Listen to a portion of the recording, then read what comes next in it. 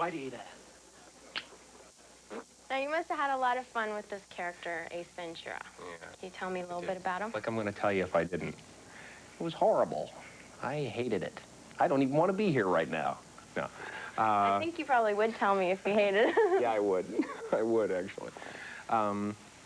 It was such a great experience. I mean, it was creative. Everybody was so out of their minds. Miami, we were out, it was just a bunch of people stuck in Miami going insane, basically.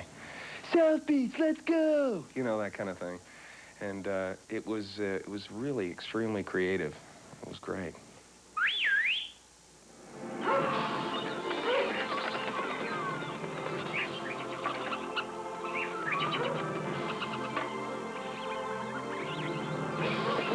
In the movie, you are always surrounded by a lot of animals. There were, what, 25 different types of animals? Are you a pet lover in real life, or? I seem to collect pets, yeah. I don't know. I always start out, I say, okay, this is, you know, this is it. I'm scaling down. I'm going to have very simple kind of thing. I end up like with South American tree frogs, you know, iguanas, all kinds of bizarre things. I have so many things. All the stray exotic animals? Yeah, all the stray iguanas, you know. They're all over the place singing on the fence at night. I'm ready to go in, Coach. Just give me a chance. I know there's a lot riding on it, but it's all psychological. Just got to stay in a positive frame of mind. I'm going to execute a button hook pattern super slow-mo. I know that you co-wrote the film. I mean, is Ventura a character that you wrote? Ace Ventura, the pet detective concept existed, but the character didn't exist. I mean, as far as, you know, the way I played him. It's basically, you know, it's me on stage, basically. And when I sat down with Tom at the beginning of the film, Tom Shadyac, he said, you know, nobody's ever really given you something and said, you know, be what you are on stage, you know, and so this was the first time I sat back and I said, okay, Tom, but, you know, it's going to get crazy, you know, it's going to get really nuts. And so we literally would call each other every night after filming and go, what are we doing?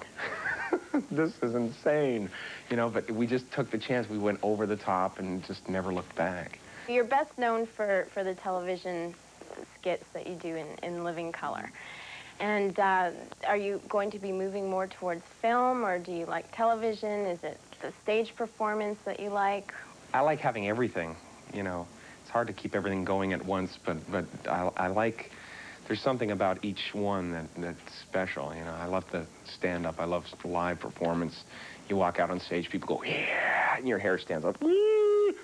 You know, that's a blast. But I like, just for different reasons, different things. Movies you get so spoiled when you do a movie. I mean, after you've done a film, you just come back and you never want to do anything else, you know. But then when you do something else, you go, oh, this is why I do this. Okay. Well, what is it about the films that you like? I think it's the bikini waxing, constant grooming that I go through.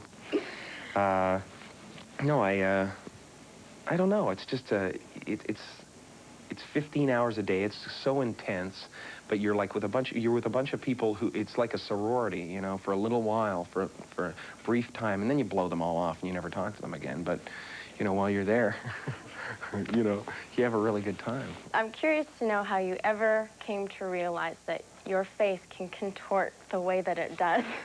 Do you have to exercise it before a performance, or what? I have to have it massaged constantly on the set. We take like half-hour breaks and people just go pound me. Well, I mean, really, how did do you look at yourself in the mirror before to discover your characters and the way that the faces are made, or? No, I'm just a spaz. That's it. That's my secret, folks. You know, I sent when I was growing up, I sent a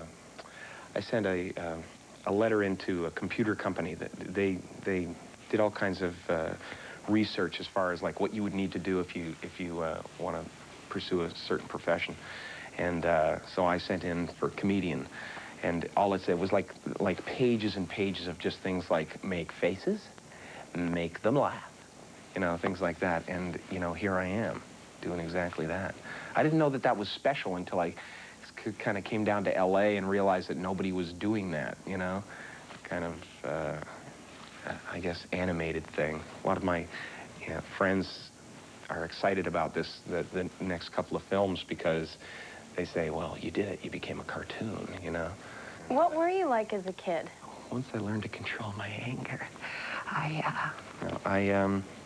was just, I used to put on shows. I used to, you know, I was a spaz. I was completely out of control, you know, but I never, I wasn't mean about it. I just, you know, I don't take a whole lot really seriously, except business. But don't screw with me, baby. No, you know, I mean, as far as life goes, I don't know whether I just don't care or, or I'm above it all. No, I don't know, but it's just things that people seem to run around and get upset about. I guess I look at it in a different way. You know, like the riots. During the riots, I was thinking of material. That's what I do. You know, other people were digging bomb shelters and things like that. I was thinking, what's the concept? How do I put it in? You know, I'm just thinking of how to do it. And the earthquake, I guess it was the same thing with the earth. Same thing, exactly the same thing. After I cleaned up, you know, the floor, I was just basically sitting there going, all right, I guess I'm gonna have to deal with this now, aren't I?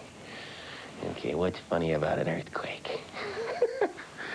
When people see you on the street, what's the impersonation that they ask you to do? Well, now, you know, it used to be, it's always been Fire Marshal Bill, you know, kids, I mean, you know, women come up with baby carriages and look when I pull his lip back, you know, like that, you know, with the babies and things. It's very bizarre, and I worry about the youth. Jim, tell me about Stanley. Are you more like him, or are you more like the mask? I think I'm both. You know, I'm just both. I have a, you know, I can turn that on, you know, when I want to. I can, you know, go into a room and kind of kick its butt. But, you know, Stanley, you know, is a part of myself that kind of just lets things go and says, well, you know, he kind of, you know, stabbed me in the back, but, you know, I can deal with it, you know. So he's a lot of my father, too. You know, my father's just the sweetest guy in the world. It's the kind of guy that, you know, you meet and you think you've known him for 50 years, you know. So Stanley is a lot of him. You got me, partner.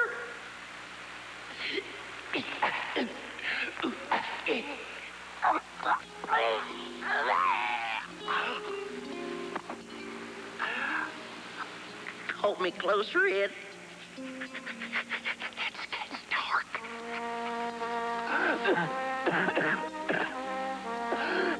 Tell Annie M to let old Yeller out. Why is his face green? I mean, Kermit's green. The Ninja Turtles are green. Why? Is that why you picked green for the mask? Well, they told me to. How's that? They said, you're going to be green whether you like it or not. And I said, okay. Can you do something the mask would do for me? Can you say something he'd say? You know, he's just an energy. You know, the mask is the kind of guy that just wants to turn the world on fire, you know, and wherever he steps is, you know, there's like lightning bolts coming out of his feet. I mean, he just knows he's going to just whack the room, you know. Do you ever feel embarrassed or silly? Of course, constantly. I'm in a constant state of embarrassment, as well as everyone around me. What drives you? How are you able to be so goofy and get away with it? I'm lucky, you know. I sometimes, when I'm on stage and I look out at the audience and I actually say, like, what do you guys do? I have this, you know. I can come up here and go, you know, and scream at the ceiling, but, you know, how do you guys get rid of it? You know, and the entire audience at once goes, through you! No. What were you like in school? I was crazed. I was nuts. I was the kind of kid that, like, I was very good in school, and I finished my work first, and then just, like, pick a target to annoy. You know, I had this really cool teacher in the 7th grade that finally, Mrs. Gervais, who finally kind of harnessed it. She said, you know, I'll give you 15 minutes at the end of the class if you just, you know, cool it during the day. And so, you know, when I got spare time, I'd sit there and, you know, figure out who I'm going to imitate or who, you know, what I'm going to do at the end of class. And so I'd be up there imitating dinosaurs and doing impressions of the principal who used to, like, you know, walk into the boys' washroom and watch us change, you know, during gym class. Did he really? Oh, yeah. Yeah. It was like... I think that's against the law. No, looking's okay. Are you overwhelmed by all this? I mean, you started out with $350,000 on Completely. Ace, and I've now lost you're, it. yeah, you're Mr. It's time to Mr. go. Rich. What? No. How's it affecting you? I don't know. It's been such a long road. I mean, I've been working professionally since I was 17, and you know, I've had a lot of ups and downs and a lot of, you know, tastes, and it's been a gradual build, you know, so it's not overwhelming to me. It doesn't feel overwhelming. I'm doing the things I love to do, and I'm getting the opportunities to work with the best people to do it, you know, and it's a dream come true. You know, your performance was just out of this world. Oh, thanks. Does it tick you off at all that they don't award Oscars for that kind of performance? Well, you know, I'm going to have to write a song or something, win an Oscar that way. I'll just go up there and go, us comedians got to get it however we can. You know, it is pretty ridiculous that they don't have a comedy award in the Oscars for best comedy, you know. And I plan to do a 15-minute speech on it when I get a chance to.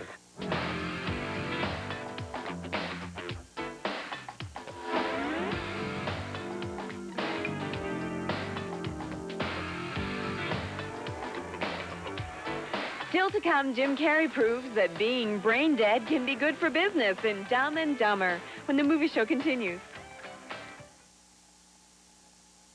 In our special report on Jim Carrey. After The Mask, Jim's six-figure film salary went through the roof. The comedian turned actor, who was reportedly paid $350,000 for Ace Ventura and $450,000 for The Mask, signed on to star in Dumb and Dumber for $7 million. Carrey was finally laughing himself all the way to the bank. Hey, thanks. Don't anybody touch me. Don't touch me. My hair is perfect. Jim, you've got a new movie out, Dumb and Dumber. Oops, I dropped something. A lot of people would shy away from a movie with this title. What attracted you to it? Cash. Big wads of cash. Payola. Moolah. No, I just thought it was outrageous. You know, I just think, you know, there's not too often a script comes along that's just, you know, when you look at it, you get frightened, and you know, that kind of reaction, you know, you get, it makes you laugh, and it scares you because you're laughing. You know what I mean? And I think it's either it's going to really work well, or it's going to totally, you know, turn people off, and that's where I want to be. So. That's a lovely accent you have. New Jersey? Austria. Austria? Well then, good day, mate. Let's put another shrimp on the barbie. So you read the script, and you've got to be the dumbest guy on this earth. How do you prepare for that? I watch PBS. A lot of public television, and no, I don't know. I go blank or something, you know. It's a kind of a weird feeling, like your cat when he's watching a little bug go across the floor or something like that. It's just a, you know, a brainless kind of vacant feeling that just nothing matters but that little thing. What do you think the chances are of a guy like you and a girl like me ending up together? What are my chances? Not good. You mean not good like 1 out of 100? I'd say more like 1 out of 1,000,000. So you're telling me there's a chance? How much of what we see on screen is scripted, and how much do you just kind of integrate into it as you go along? I created it all, spontaneously in front of the camera. I do all my own stunts. Do you like to add your own stuff, though? Because isn't that the best when you have spontaneous things happening? Often. A lot of the things that really, you know, really pop out are the things that, you know, we come up with at the last second, where we just go, oh, you know, you get into the physical situation of a scene, and so many times the scene changes. I mean, it has to. It's like an organism. You try to fit a square block into a round peg, and you know, if you don't adjust, it looks weird. The audience might not know why, but it just doesn't feel comfortable. You know, if you don't change or revolve or undulate or morph or what's the word?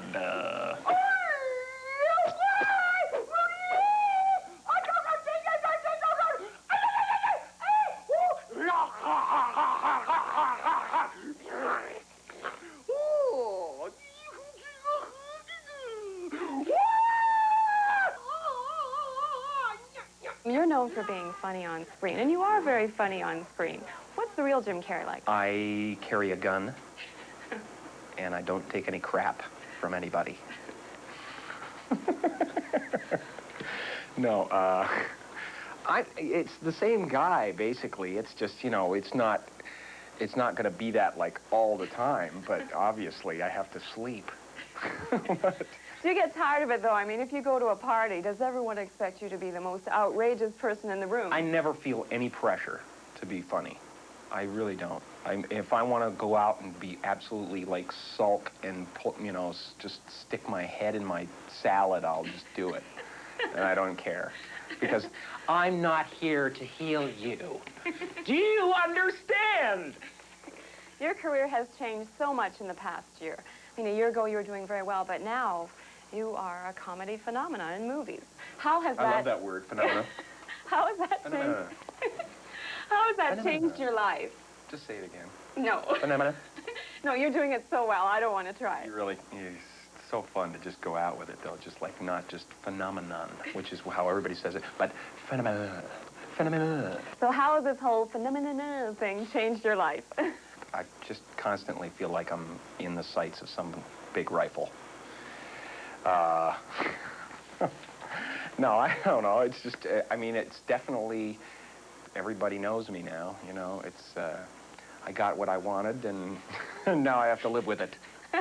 And is this a good thing that you got what you wanted? Most of the time it is. Most of the time it is. You know, when I'm at the urinal scratching, it is annoying. Now, we've all seen a few headlines about you in the tabs. What's the most outrageous thing you've read about yourself in the tabloids? Oh, it's a constant stream. It's a constant stream. I'm a cocaine fiend. It's hilarious. And what's the other thing? It's just like every day there's something outrageous. And you know, my ego is out of control was one thing, and that they showed, you know, they show clips from, like, scenes you've done that, like, would look like that, but it's like a scene. It's a character, you know? So, you know, they can create whatever illusion they want to create. So, I mean, that kind of stuff, you just have to... You wish sometimes that when they're waiting outside your home with the cameras and stuff like that, you could just roll down the window and go, here for a second. Why don't you choose something positive for yourself? You know, because it's like that syndrome. Well, somebody's got to do it, you know, like that. And I'm sure Hitler said that, you know. But it's like, I don't know. I just feel sorry for them sometimes. It just seems like a weird way to make a living.